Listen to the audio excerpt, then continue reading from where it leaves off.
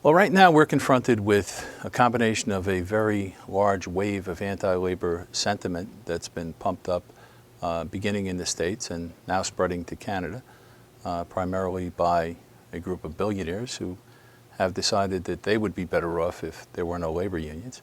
What other country on the planet gives corporations a tax break if they move jobs out of the country?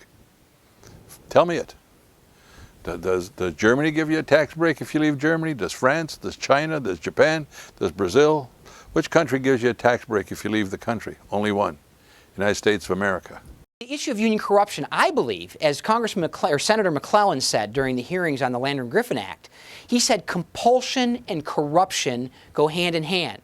And let's explore and unpack that just a little bit, because what Senator McClellan said in that instance is union corruption, I believe, is a creation of giving union officials the power to compel people to join them. You've got cops, firemen, paramedics out there doing the job for minimum wage. How many of those teachers have a master's degree in education? How many of them have been on the job for 20 years? How many of those cops are laying down their life?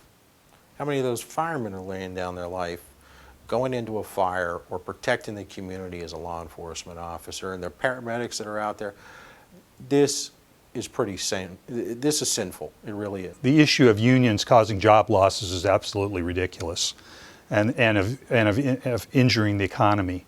The fact of the matter is that as unions are successful in driving wages up and benefits up, there's a corresponding increase in wages and benefits in non-union workplaces. In my opinion, liberty. People should not have to join any organization as a matter of force. No one should have to join a union because they want a job. They want to go work for that company and they want to join a union or form a union, have at it. You know, that's your right. But you should not have to pay dues, pay part of your salary to an organization that you may not necessarily agree with. Out in the Midwest where I'm from, in Oklahoma, it used to be a Democratic state, now it's a solid red state. But you have people who own the newspapers in that area, just a constant pounding about labor bosses from back east, or like we're criminals or things. And as I said earlier, it's just a total conjecture, a picture that's been painted by the right-wing media and the Chamber of Commerce and different entities, right-to-work committees, saying that, oh, these big bosses up in D.C., they don't care about the average worker. And you can't be further than truth. You would not go through the strain and stress that we have as presidents of these large organizations representing people if you truly did not care and worry about the future of the workers in this country. That right to collective bargaining, that right to try to improve your pay and working conditions is not only important to the union members, but very important to the general public. In fact, it was, I believe, the foundation of the middle class of this country. Right now, we don't have that. And what we're watching is a collapse of the middle class. And I think it's important that individuals understand that they don't need to stand alone, that they can stand together with others and work to improve their lot in life, and that's what they need to do. A good example of this is the Walton family, which runs Walmart. I believe 6 members of the Walton family are worth as much as the bottom 30% of all Americans combined. That inequality is unseen and unheard of in the history of this country. Those folks who don't want labor unions or who do not see the government role in helping wage earners, working folks, at least saying it's okay to organize, they really want to turn the clock back to the 1880s, 1890s.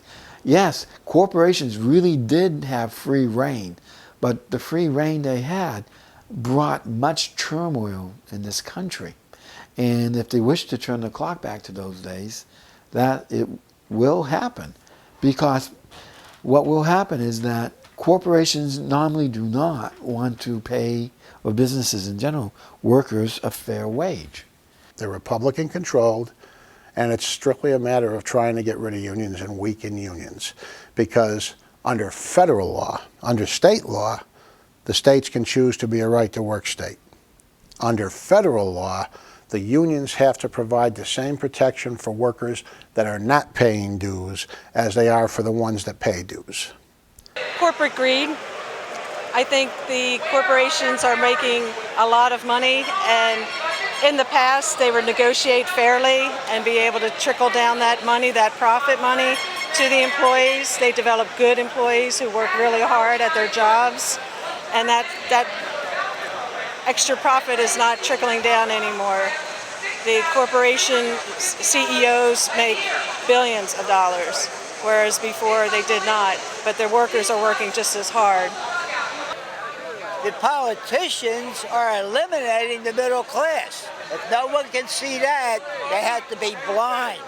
Because people are fed up with the way things are going with the government and the way that large corporations and big money people are trying to destroy unions. They're trying to kill us off, and we're just not going to stand for it anymore.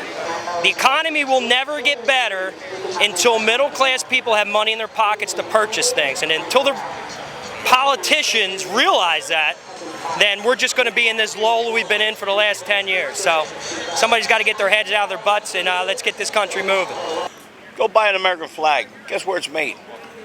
In China. Made in India.